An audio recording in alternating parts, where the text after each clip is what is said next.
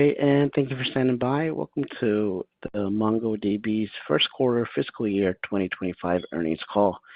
At this time, all participants are in listen-only mode. After the speaker's presentation, there will be a question-and-answer session. To ask a question during the session, you need to press star 11 on your telephone. You'll then hear an automated message advising your hand is raised. To withdraw your question, please press star 11 again. Please be advised that today's conference is being recorded. I would now like to hand the conference over to your speaker today, Brian Denyeau from ICR. Please go ahead. Thank you, Victor.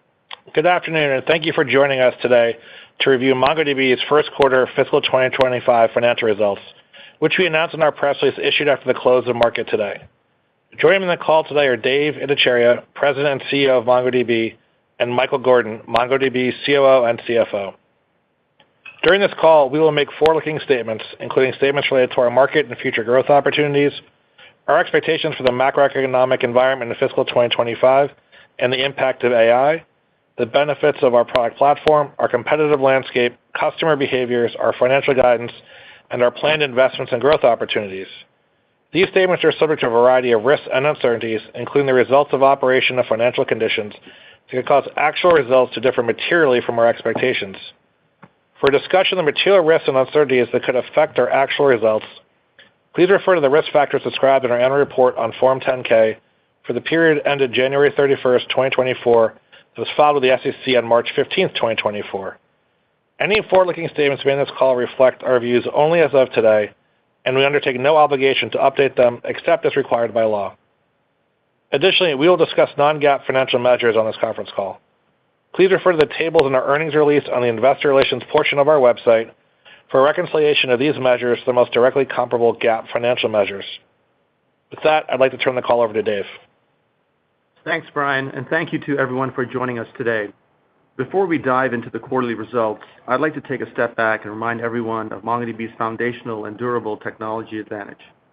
MongoDB was built on the novel approach of using documents rather than tables to organize and work with data. This not only unleashed developer productivity by aligning to the way developers think and code, but it also made it far easier to work with large volumes and variety of data. This approach has been incredibly well suited as application development has evolved over time, most notably with the shift to building apps in the cloud. We believe these advantages will enable a similar dynamic as AI matures in its S-curve adoption cycle and customers build AI production applications at scale. Now, let's review our first quarter results before sharing a broader company update. Starting with the first quarter, we generated revenue of $451 million, a 22% year-over-year increase and above the high end of our guidance. Atlas revenue grew 32% year-over-year, representing 70% of revenue. We generated non-GAAP operating income of $33 million for a 7% non-GAAP operating margin, and we ended the quarter with over 49,200 customers. Let me go into our quarterly results in a bit more detail. First, Atlas consumption growth was below our expectations in the first quarter. We saw less seasonal improvement than expected, and this dynamic was true with customers across tenure, industry, size, and geography. We believe this indicates a more challenging macro environment than expected at the beginning of the year. A newer dynamic we saw in Q1 was the growth rate of more recently acquired workloads started to slow down earlier than expected. While the macro environment had an impact, we also believe this is partly due to the go-to-market changes we instituted last year. We have fine-tuned our process and incentive structures to make sure the field is focused on winning workloads with higher growth potential. Second, our new business performance in Q1 wasn't up to our standards. Operationally, we got off to a slow start in the quarter, and while we mostly caught up on new business as the quarter went on, we didn't quite get there in the end. Importantly, our win rates remain strong, and as we look out to the rest of the year, we are confident in our ability to continue winning new business. Finally, retention rates remain strong in Q1, reinforcing the quality of our products and the mission criticality of our platform. As we look to the rest of the year, we will remain focused on workload acquisition across existing and new customers. Moreover, we will prioritize 3 key areas we expect to see the strongest growth and returns over the long term. First, we will increase our investments in the enterprise channel. As we have seen with our strategic account program, incremental investments in large accounts have disproportionate returns in terms of workload acquisition and subsequent account growth. Simply put, we see the best returns at the high end of the market, so we'll increase our level of investment there. Second, We are more optimistic about the opportunity to accelerate legacy app modernization using AI. This is a large segment of the market that has historically been hard to penetrate. We recently completed the first 2 Gen AI-powered modernization pilots, demonstrating we can use AI to meaningfully reduce the time, cost, and risk of modernizing legacy relational applications.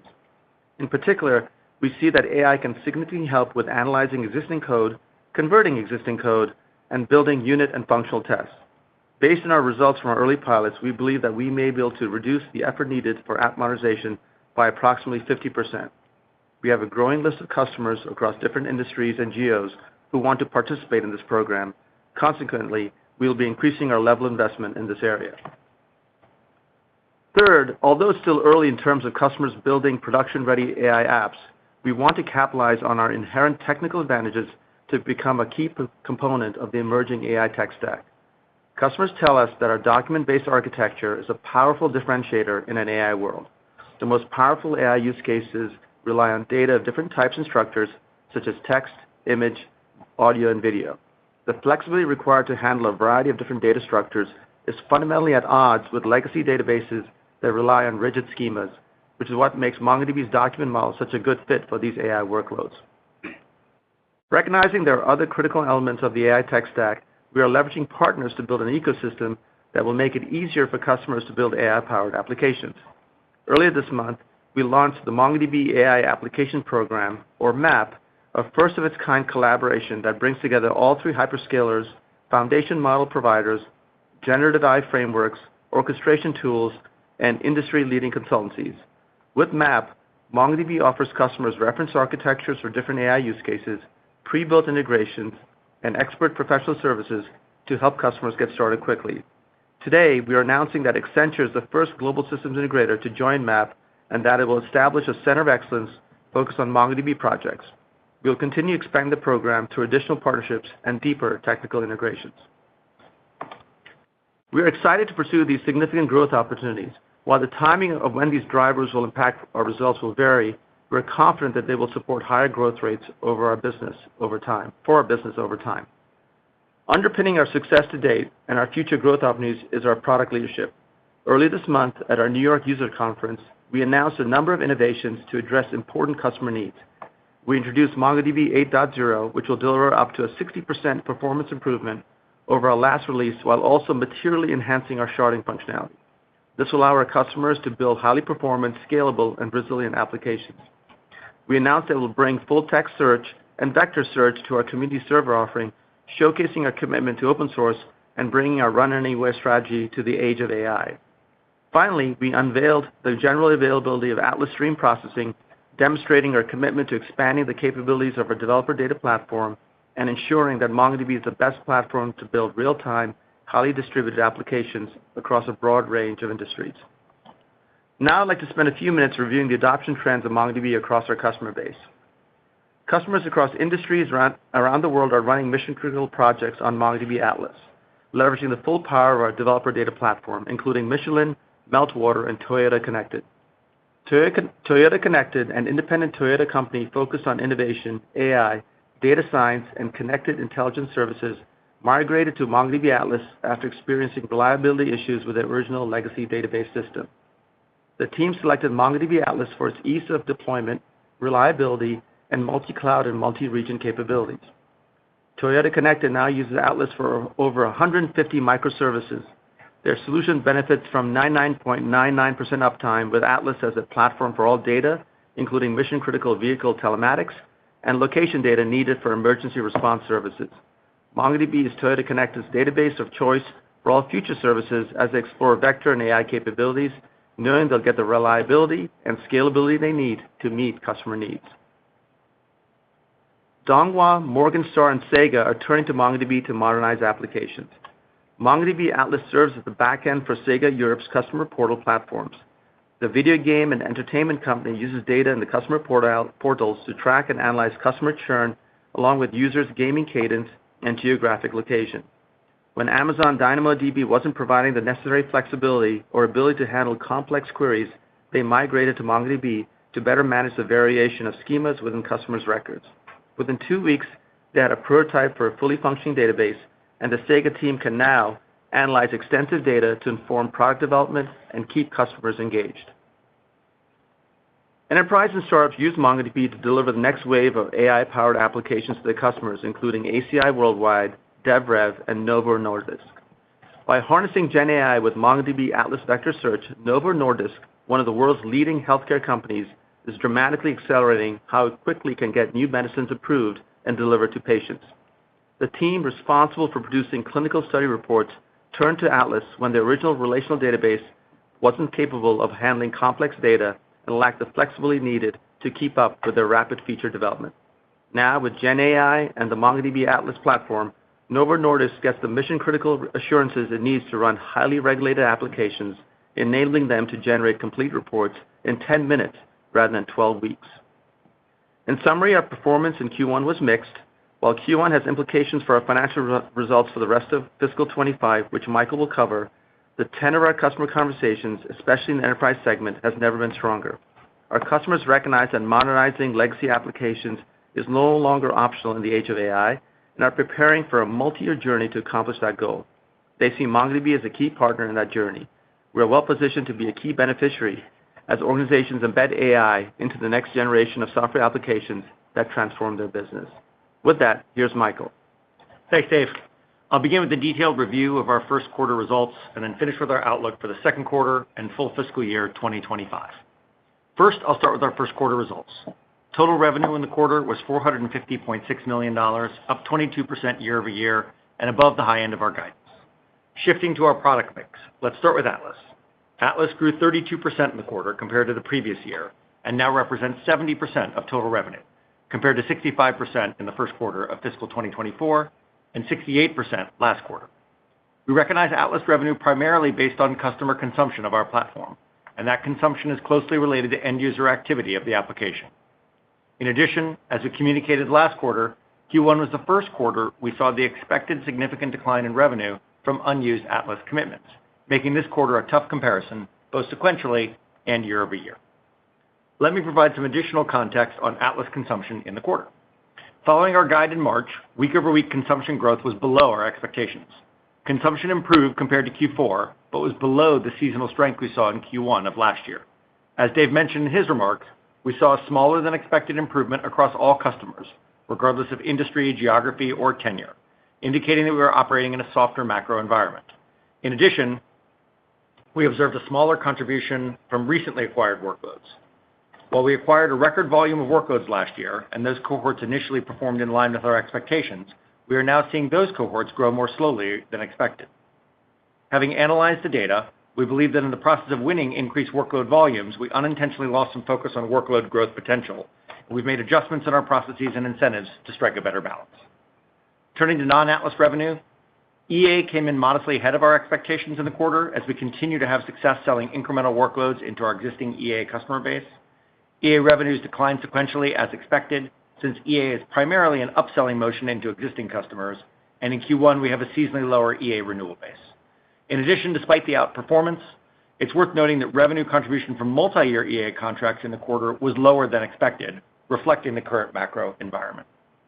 Turning to customer growth, during the first quarter we grew our customer base by approximately 1,400 customers sequentially, bringing our total customer count to over 49,200, which is up from over 43,100 in the year-ago period. Of our total customer count, over 7,100 are direct sales customers, which compares to over 6,700 in the year-ago period. The growth in our total customer count is being driven primarily by Atlas, which had over 47,700 customers at the end of the quarter, compared to over 41,600 customers in the year-ago period. It's important to keep in mind that the growth in our Atlas customer count reflects new customers to MongoDB, in addition to existing EA customers adding incremental Atlas workloads. Moving on to ARR. We had another quarter with our net ARR expansion rate above 120%. We ended the quarter with 2,137 customers with at least $100,000 in ARR and annualized MRR, which is up from 1,761 in the year-ago period. Moving down the income statement, I'll be discussing our results on a non-GAAP basis unless otherwise noted.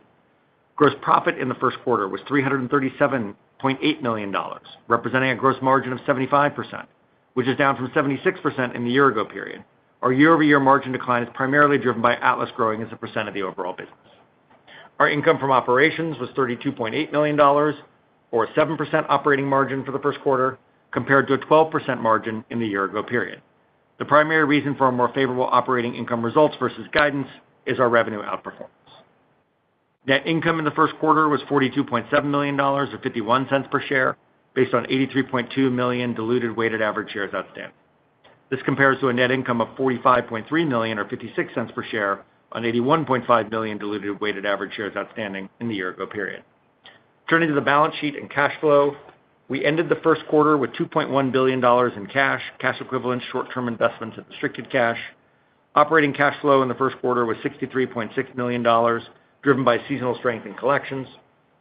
After taking into consideration approximately $2.6 million in capital expenditures and principal repayments of finance lease liabilities, free cash flow was $61 million in the quarter.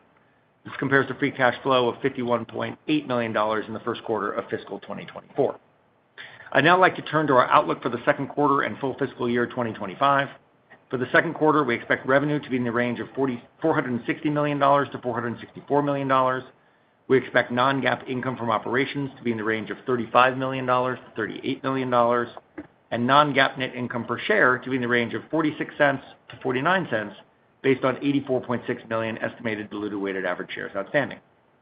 For the full fiscal year 2025, we expect revenue to be in the range of $1.88 billion to $1.9 billion, non-GAAP income from operations to be in the range of $168 million to $183 million, and non-GAAP net income per share to be in the range of $2.15 to $2.30, based on 84.5 million estimated diluted weighted average shares outstanding. Note that the non-GAAP net income per share guidance for the second quarter and full fiscal year 2025 include the non-GAAP tax provision of approximately 20%. I'll now provide some more context around our guidance, starting with the full year. First, as a reminder, our fiscal 25 Atlas revenue growth rate will be impacted by the absence of over $40 million in revenue related to unused customer commitments. Second, we had expected Atlas consumption growth to be stable in fiscal 25 relative to fiscal 24. But after a weaker than expected Q1, we now expect Atlas consumption growth to slow down this year. The slowdown is driven by the more pronounced macro impact we are seeing on our existing workloads, recent cohorts in particular. In addition, starting Q2 Atlas ARR is also lower, in part because of the smaller than expected new business cohort in Q1. Third, we'd previously expected non-Atlas revenues to be modestly down in fiscal 25. As a reminder, in fiscal 24, we recognized approximately $40 million more in multi-year license revenue than we did in fiscal 23, making for a difficult compare this year. We had expected fiscal 25 multi-year license revenue contribution to be more in line with fiscal 23. However, in Q1, despite the EA outperformance, we saw a lower than expected contribution from multi-year deals, and our pipeline of multi-year deals for the rest of the year is currently lower given the macro environment. Consequently, we now expect non-Atlas revenue to be down mid-single digits for the year. Finally, we expect a 9% operating margin at the midpoint of our guidance. We will continue investing to capture our long-term opportunity, focusing that investments on the strategic priorities that Dave outlined. Turning to our Q2 guidance, a few things to keep in mind. First, we expect Atlas revenue growth to slow on a year-over-year basis, due in part to the lower than expected consumption growth trends and the lower starting Q2 ARR. Second, we expect to see a sequential decline in the non-Atlas revenues. On a year-over-year basis, non-Atlas revenue will be materially down due to an especially difficult compare, as last year's Q2 included term license contribution from a number of multi-year license deals, most notably the expansion of our partnership with Alibaba. To summarize, our Q1 results will impact our growth rate for this year. However, we do not believe that our fiscal 25 growth is an indication of our long-term potential. We have a small share in one of the largest and fastest growing markets in all of software. The secular tailwinds at our back are only getting stronger in the age of AI, and we're excited about the future. We'll continue investing judiciously and focusing on our execution to capture this long-term opportunity. With that, we'd like to open it up to questions. Operator? Thank you. And as a reminder, to ask a question, you will need to press star 11 on your telephone and wait for your name to be announced. To withdraw your question, please press star 11 again. Please limit yourself to one question and one follow-up. Please stand by. We compile the Q&A roster. One moment for our first question. Our first question will come from the line of Sanjit Singh from Morgan Stanley. Your line is open. Yeah, thank you for taking the question. Dave, I wanted to start with, just some of the the reasons behind the slowdown or the slow start to the year. Heard you on, the evidence for this being more macro-related, but just wanted to, sort of, take a pause and get a sense of how Mongo is performing relative to other players in the ecosystem. Obviously, the hyperscalers did quite well. I think Azure talked about XAI. They saw workload growth improving. So I wanted to get a sense if there's, any potential that the hyperscalers are taking more share of wallet, maybe because they're working more closely with like the model providers and, they get more database attached, whether it's a Cosmos DB or anything on the AWS side, deals that you may not even see, and that's maybe taking more sort of share of the budget and from the opportunity set for Mongo. I was wondering if that has come up at all in your conversations with the sales team. Yeah, so we did see a macro impact because we essentially saw the impact across size, industry, geo, and tenure. But what I'll say in contrast to the hyperscalers, we believe the bulk of their growth across all three hyperscalers was really spent on reselling GPU capacity because there's a lot of demand for training models. We don't see a lot of, at least today, a lot of AI apps in production. We see a lot of experimentation, but we're not seeing AI apps in production at scale. And so I think that's the delta between the results that the hyperscalers produce versus what we are seeing in our business. Our relationship with our hyperscalers is actually very strong. We partner very closely with AWS, Azure, and GCP in the field. And in fact, they're coming to us to partner on deals more frequently than we've seen in the past. And our win rates, frankly, are very high. So we don't see any issues where we're losing deals to any particular vendor, whether they're a hyperscaler or a smaller independent company. And so from that point of view, we think this is more macro-related and the trend of a lot of people investing in the GPU infrastructure layer as well as training of models. Understood. And then just one quick follow-up on the sales side. You mentioned that sort of the recently acquired workloads were not growing as fast as expected, and you seem to point that as related to some sales execution opportunities. Could you unpack that for us as to why that may be an issue? Once a customer sort of onboards a new workload, what's the sort of, responsibility of sales to grow that? I would imagine that once you stand up that work case, it's sort of driven by the nature of the application. So I just want to understand the new workload dynamics. Yeah, I think there's actually two separate issues. One is when we talked about workloads slowing down or growing more slowly, we're talking about the workloads predominantly from last year and before. We had a record workload volume last year, and we purposely designed our incentive system to reduce the friction to acquire workloads, and that actually worked really well. What we're seeing is that now, as we're starting to hit the one-year mark for the first workloads we acquired last Q1, that they're growing more slowly. So we're changing and fine-tuning some of the incentives to ensure that our salespeople and our teams focus on higher quality workloads that have higher growth potential. That's one point. In terms of new business, we did have a slower start to the year. As you know, we really focused on acquiring new workloads and measuring workloads all last year. So it took some time for us to analyze that workload data, and that then delayed how we organized from an org structure, our territory, and ultimately finalizing quotas. And so we did almost catch up by the end of the quarter, but not fully. But I want to be clear, we remain very confident in our ability to win new business, and our win rates remain strong. Understood. Thank you so much, Dave. Thank you. One moment for our next question.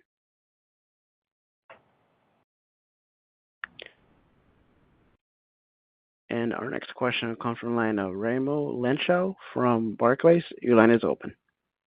Hey, thank you.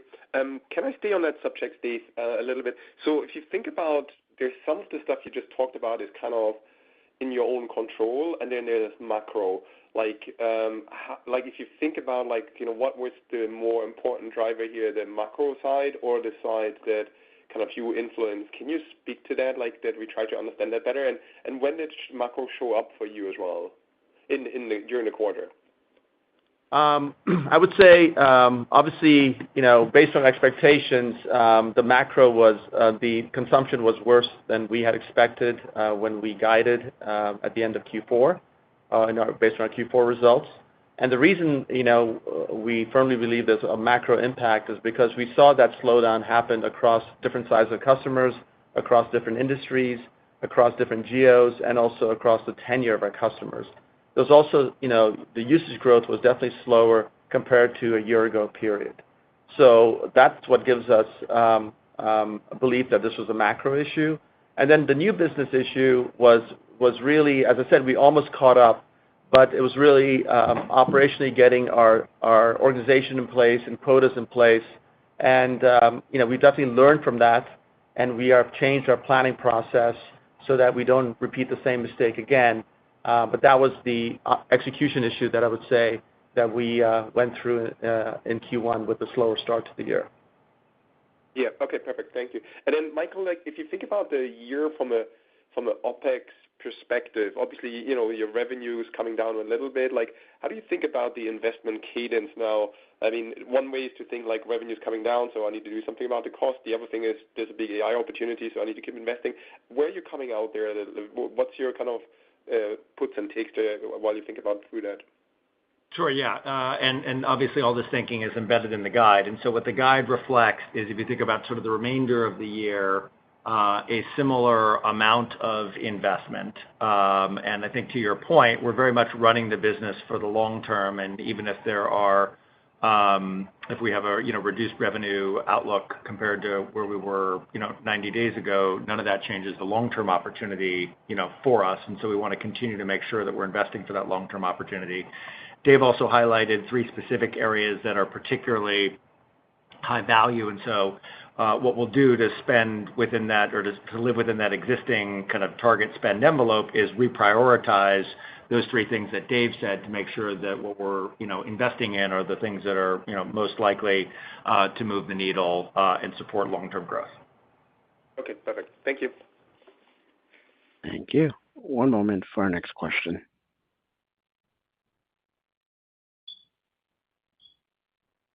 Our next question comes from the line of Brad Reback from Stifel. Your line is open. Great. Thanks very much. So just following up on that last question, a couple of years ago when things slowed, you dramatically slowed down sales hiring and maybe got a little behind from your commentary last year. Should we take what we're hearing today, lead us to believe that even while there's a softer macro out there, you're still going to fairly aggressively invest on the sales and marketing side to keep capacity growing? Yeah, what I would say is our investment model is going to be consistent. We did pause hiring last year, and so we want to make sure that we continue to grow our productive capacity consistently. We're going after a very large market. We have low share, but we also have to win business workload by workload, which is harder than more of a top-down centralized sale. And so what we're also doing is focusing on also increasing the productivity of those teams by getting better and more efficient at workload by workload, focusing on the higher end of the market, and also trying to sell more top-down using the whole focus around modernizing legacy applications, as well as AI, which obviously is getting a lot of senior-level attention.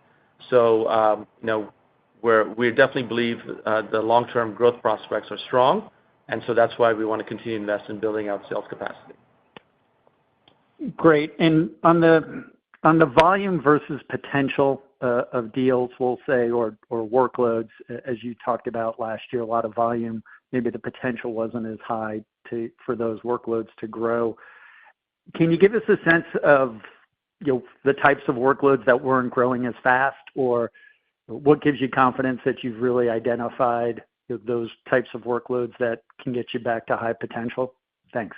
Yeah, I mean, the initial workloads actually grew in line with what we were expecting, but then they started growing more slowly, and we really noticed that this quarter. I would say, while it's not easy to identify, especially new workloads, what's going to take off versus what's going to be more of a slower growth workload, because sometimes even customers don't know. What we have done is change the incentive systems a bit to emphasize more quality of workloads in the sales comp plans.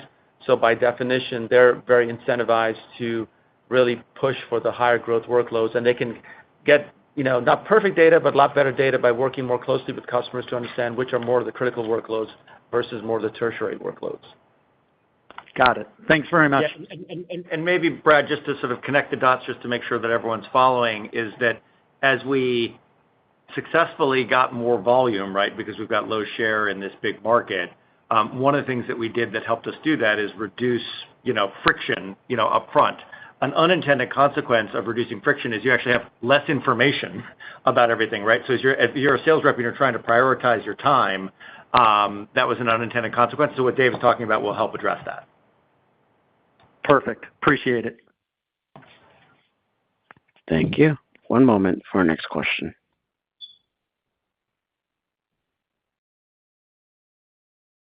And our next question will come from the line of Kash Rangan from Goldman Sachs. Your line is open. Hi, thank you very much. Dave, you've been through multiple cycles before. This time it's application software, databases, it doesn't matter. The weakness seems to be prevalent.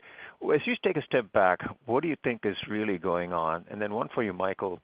Well, how did consumption trends pan out throughout the quarter and in the month of May? What do they look like? Thank you so much. Yeah, so Kash, you're right. I have been through multiple cycles. I think the one thing I would say is with every cycle, when you go back all the way to the mainframe, to client server, to the internet, and now cloud and mobile, the cost of building applications went down. So you saw an explosion of more apps and consequently more data.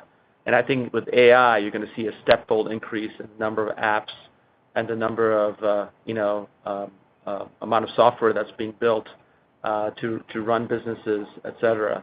But that's going to take some time. As with any new adoption cycle, the adoption happens in what people commonly refer to as S-curves. And I think we're going through one of those S-curves when I see the macro environment. Partly it's related to this technology transition, but partly it's also related that the macro environment is not great. But we feel we're really well positioned. The document model is truly the best way to work with a variety of different data. In fact, one customer told us if he had to build a database, it would be designed exactly like MongoDB. And so for this new AI era, and so we feel really good about our position. And we have lots of partners in this endeavor, and we have a large market that we're going after. So we feel really bullish about the long-term growth opportunity for the business. Yeah, and Kash, just on your question about kind of consumption through the quarter, obviously when we guided in March, we knew what February was, so there's no sort of source of variance there.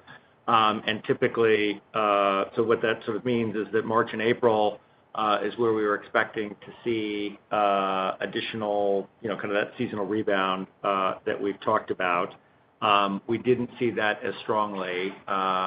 March and April consumption trends were consistent with February. Normally they are healthier.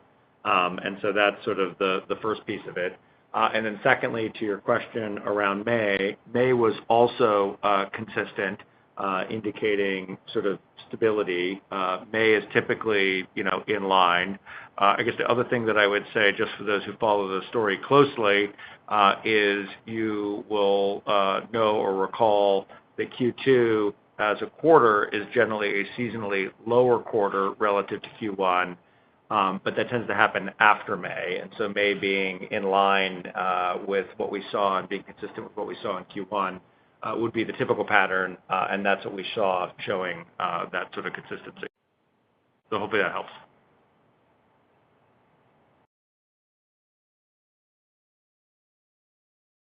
All right, thank you. One moment for our next question.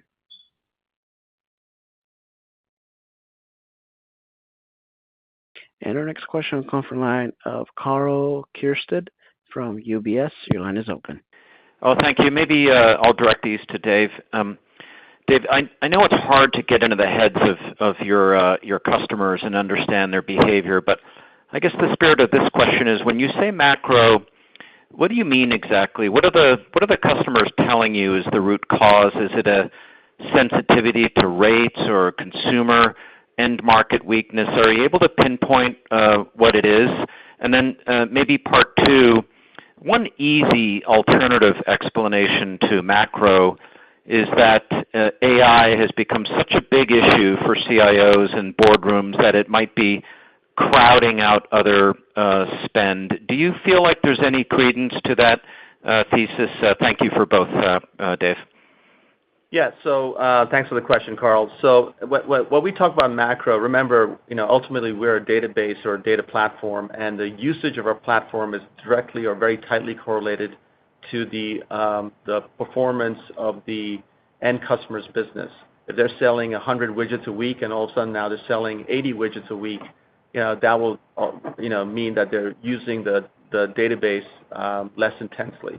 So when we see broad-based slowdown across different customer cohorts of different sizes, across different industries and across different geos, that strikes us as pretty much a macro issue. And so that's why, based on, and we have close to 50,000 customers, so we have a pretty good feel for what's happening, right now, and that's why we feel that there's definitely a macro element to it. With regards to the second part of your question, is AI essentially crowding out new business? We definitely think that that's plausible. We definitely see development teams experimenting on AI projects. The technology is changing very, very quickly. But that being said, we don't see that as a reason for us to not hit our new business targets. And as I said, even though we started slow, we almost caught up at the end of this quarter, and we feel really good about our new business opportunity for the rest of this year. So I don't want to use that as an excuse for us not meeting our new business targets. Okay, got it. Helpful. Thank you. Thank you. One moment for our next question. Our next question will come from the line of Brad Sills from Bank of America. Your line is open. Oh, great. Thank you so much. I guess maybe just a follow-up to that last question there, Dave. It sounds like you are starting to see some improvement here, perhaps in pipeline, if I'm hearing you properly, since you've kind of gotten things back on track here with regards to some of the planning that's out of the way. Is that a fair assessment? In other words, do you feel like your pipeline coverage is now improving as potentially a sign for some improvement later in the year? Yeah, I wouldn't characterize it as improving. I think we felt good about our pipeline. We just got off to a slow start for the quarter. And so that was the point that I think the nuance that we were trying to communicate, and that we do feel good about the new business opportunity for the rest of this year. And, when I talk to our sales leadership team, they feel really good. The win rates seem very high.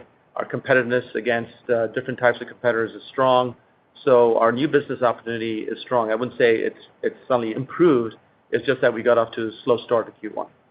Yeah, and Brad, I would just broadly say, this is very consistent with how we've talked about the business for the last couple of years now, in terms of sort of thinking about new business and sort of expansion or consumption of existing workloads, and that the macro impact, which obviously even if it's getting more sensitive, isn't a brand new topic or isn't a brand new discussion. From a new business standpoint, we've been able to execute well against that, but it does affect the underlying usage of applications, so kind of those underlying reads, writes that drive consumption. And so that's really the same dynamic that's playing out here. The operational stuff and the slow start at the beginning that we kicked off is just trying to put the Q1 lighter new business quarter into context, and is a nuance that's sort of meant to help understand. It's not some fundamental different shift about the macroeconomic environment. We've been able to continue to execute well from that standpoint, from go-to-market and everything else perspective. So just to try and connect the dots for those who are listening and have kind of seen the longitudinal story here. Understood. Thank you so much. And one more, if I may, please. Just do you feel like you have identified what those higher quality workloads are? Just curious what in your view those are. Is it just larger, more tenured customers that tend to have bigger data sets that you can address, or is there something more to what that higher workload definition is, the higher quality workload? Thank you. Yeah, I mean, it really depends on if it's a new workload or existing workload. So if it's a new workload, it's hard to suss out exactly how quickly that workload is going to grow. But what we've changed is in our incentive mechanisms that there's more balance to quality in terms of size versus just pure volume. Again, I just want to remind people, we had record workload volumes last year, so the intent of our strategy actually worked well because we really reduced the amount of friction in terms of acquiring new workloads. Just now that we're seeing, starting to see one-year data, where we just fine-tuned some of our incentives to just make sure there's a little bit more balance on rewarding people for the size of workload, not just the volume. Understood. Thanks, Dave. Thanks, Michael. One moment for our next question.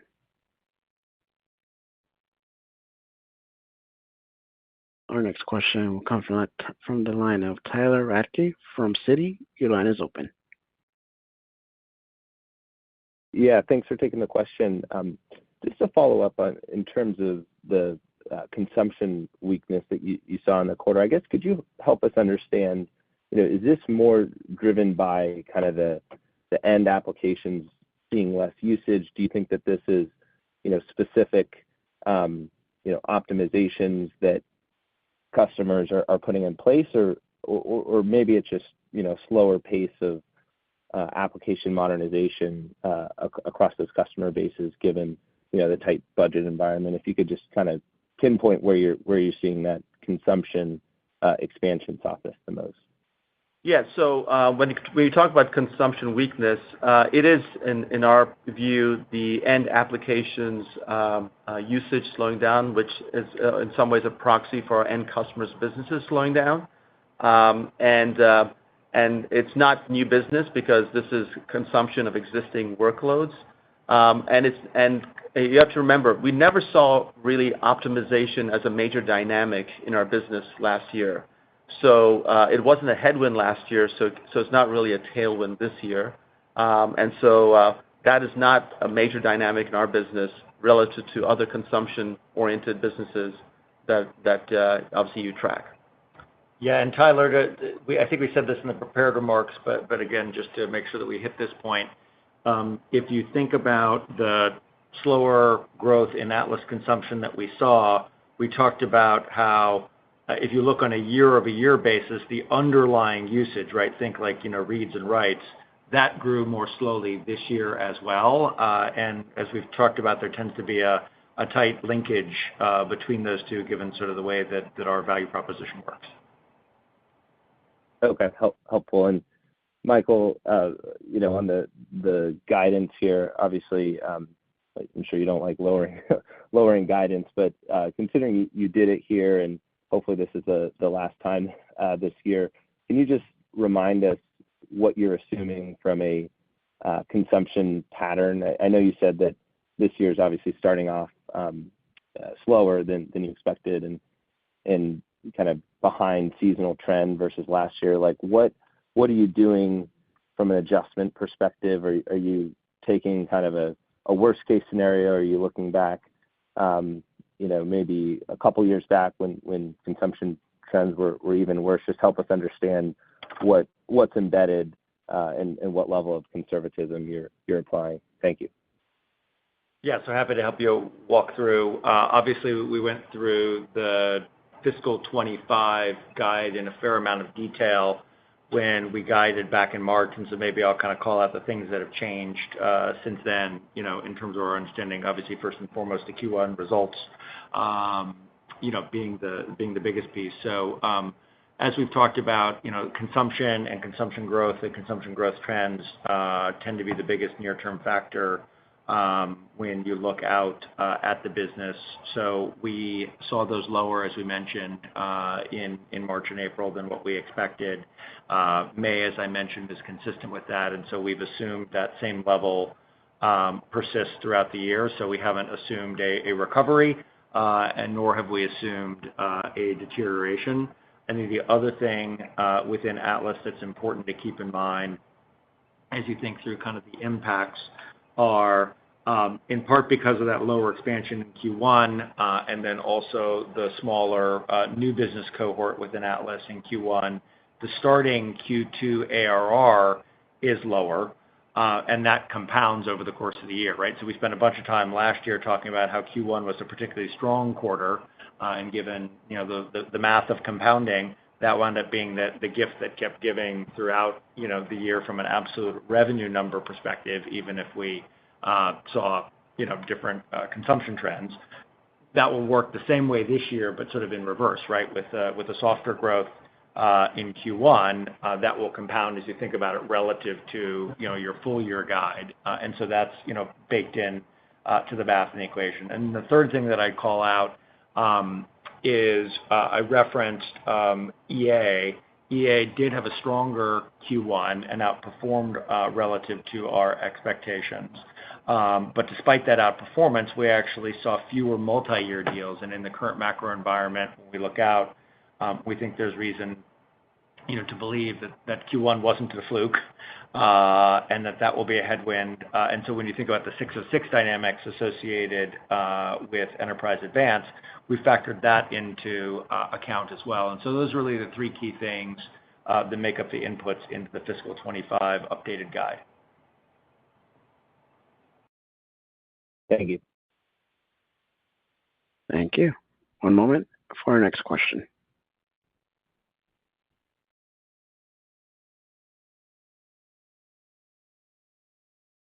And our next question will come from the line of Mike Cikos from Needham. Your line is open.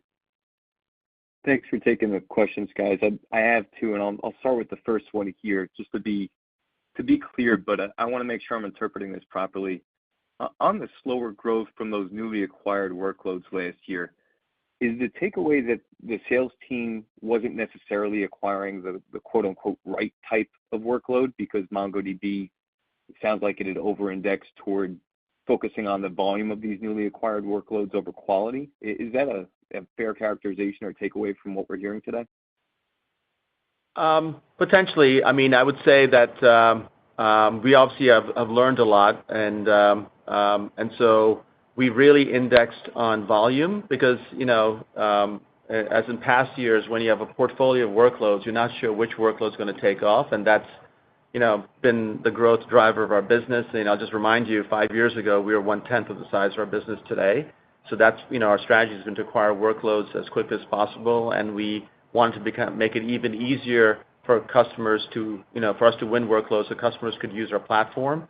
It's just that as we see, the growth rates of the workloads that are more recently acquired, they seem to be growing a little slower than we expected.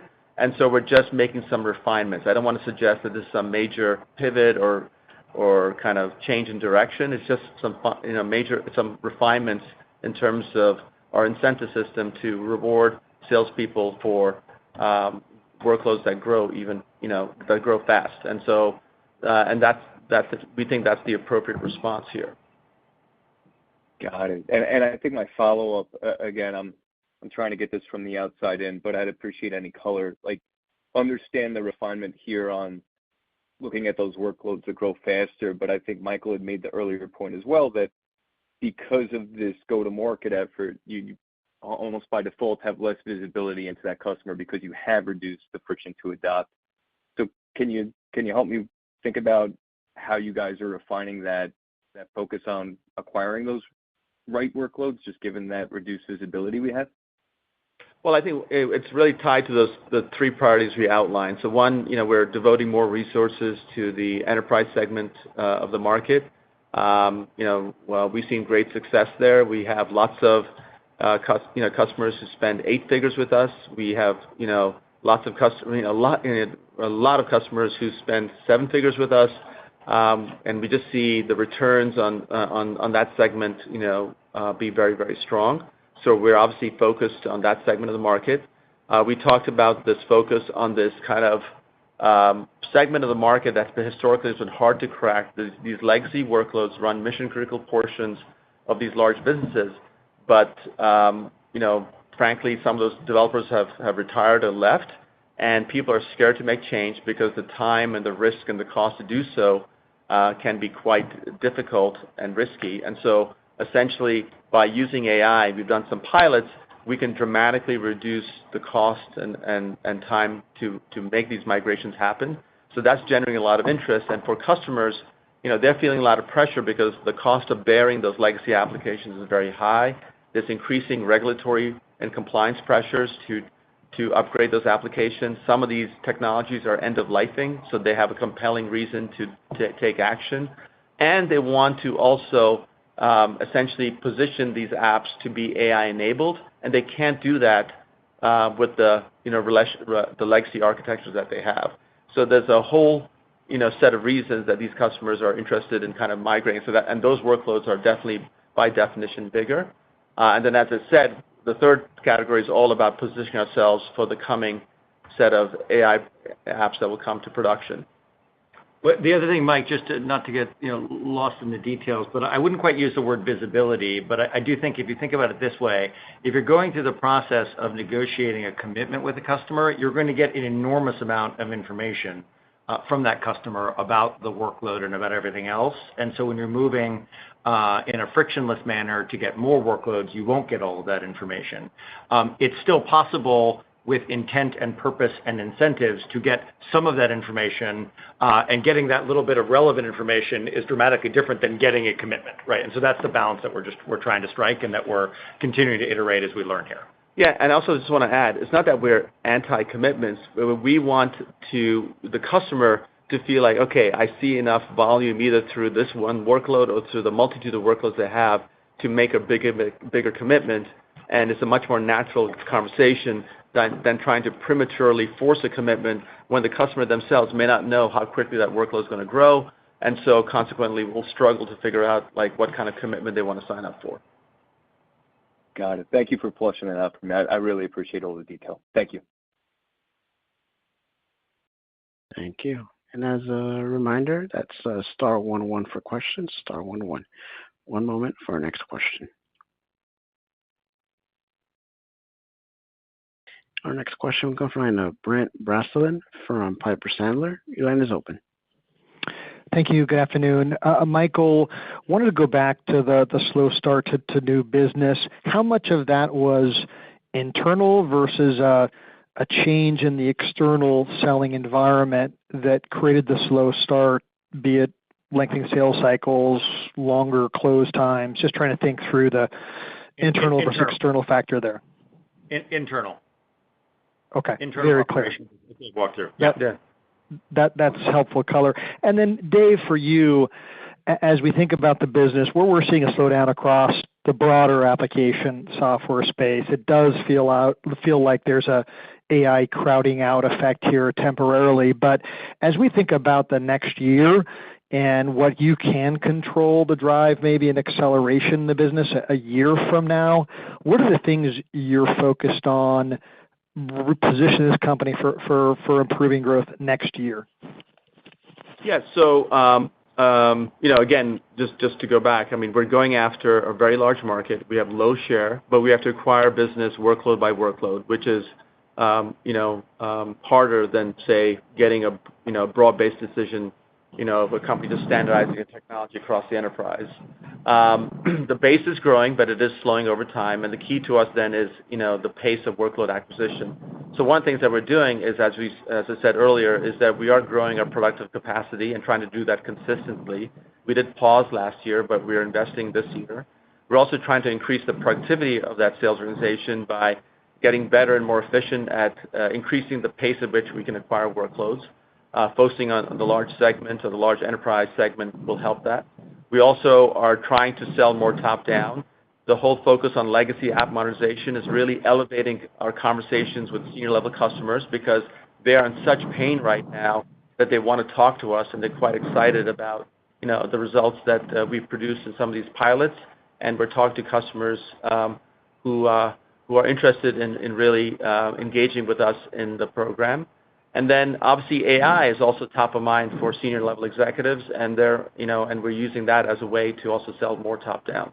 So those are the things that we're focused on, in terms of how we continue to drive the long-term growth of the business. And as I said, we feel really good about the long-term prospects.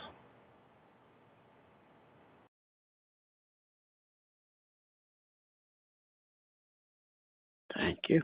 One moment for our next question.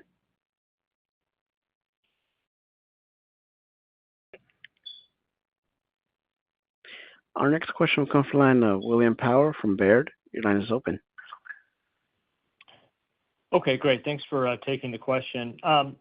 Maybe a slightly different tack. I guess, Dave, coming out of, MongoDB local in New York, you all had a bunch of, new product announcements. So it'd be great to kind of, hear what, customers were most excited about, where the conversations were focused, in the meetings there. And I guess, secondly, I'd be curious, just as you were talking to customers, kind of what their view was towards, macro, versus investments, because it sounds like a lot of the macro you're seeing on the consumption side and the underlying workloads. But I guess I'm curious, kind of from a top-down level, kind of what their views or conversations were around, macro versus investing in new technologies. Yeah. So in terms of new products, obviously we've, the way we introduce new products is we first kind of do a beta rollout, get some early pilot customers, and then, do more of a controlled introduction before we go to general availability. And so for our stream processing product, we already had a number of customers, actually in the hundreds of customers who were testing and giving us feedback. The receptivity was very positive, and the interest rate is very high because when you think about being able to process data in motion, most of the data is JSON-based. It's obviously, core to who we are as a platform, and so it's well suited as a kind of something that should be part of the MongoDB platform. And so that receptivity was quite high. Obviously, 8.0 we've announced, but we have not really. It will be generally available later this year. But we have lots of customers. We have some of the most demanding and sophisticated customers who are pushing our platform. We, by definition, are much more performant and scalable than most of the platforms out there.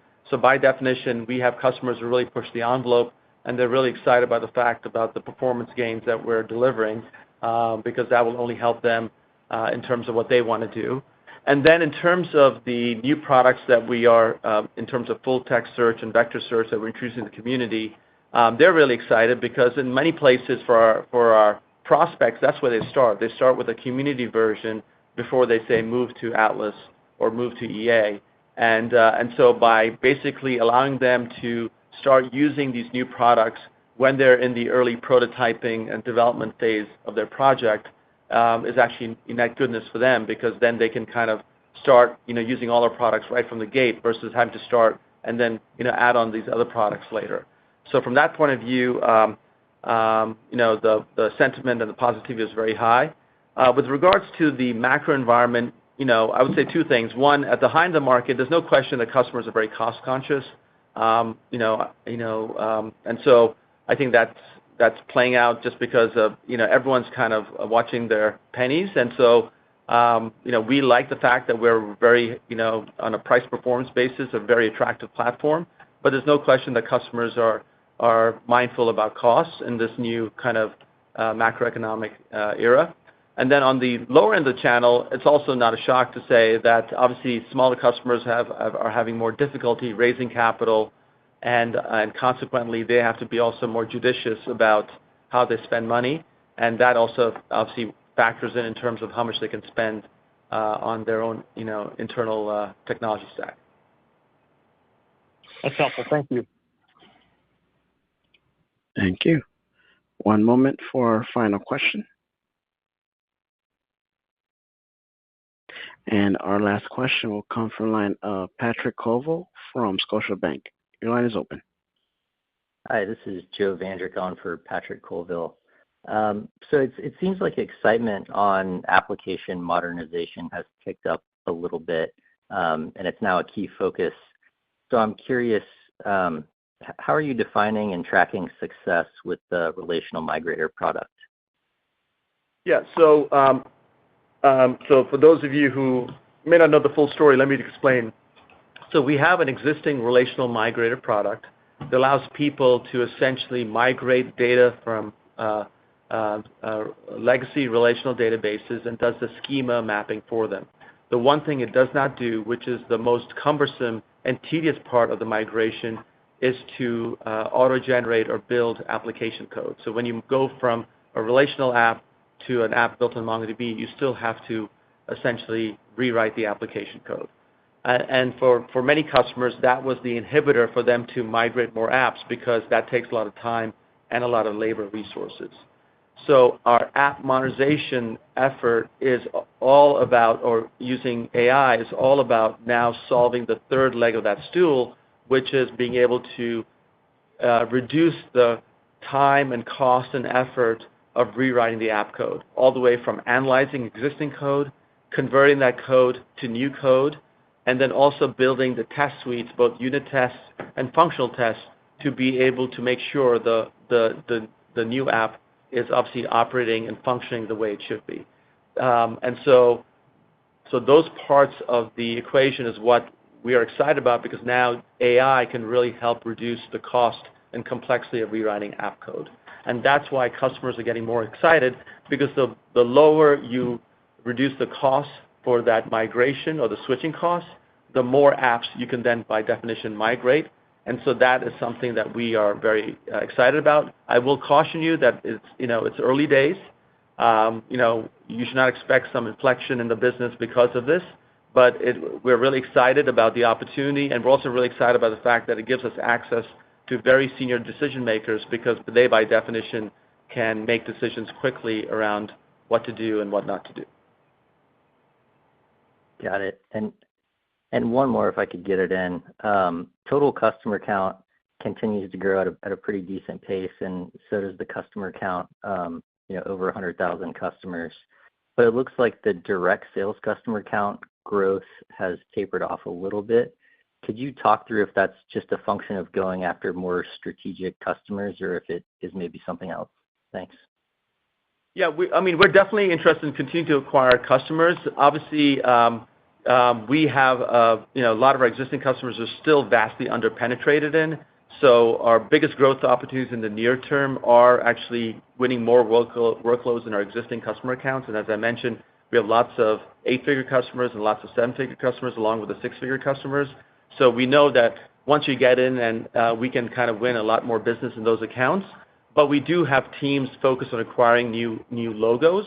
That obviously is a longer sales cycle, but it's something that we do care about, especially at the higher end, where there's still lots of enterprise logos where they're not yet MongoDB customers, and we are definitely focused on making sure we crack into those accounts.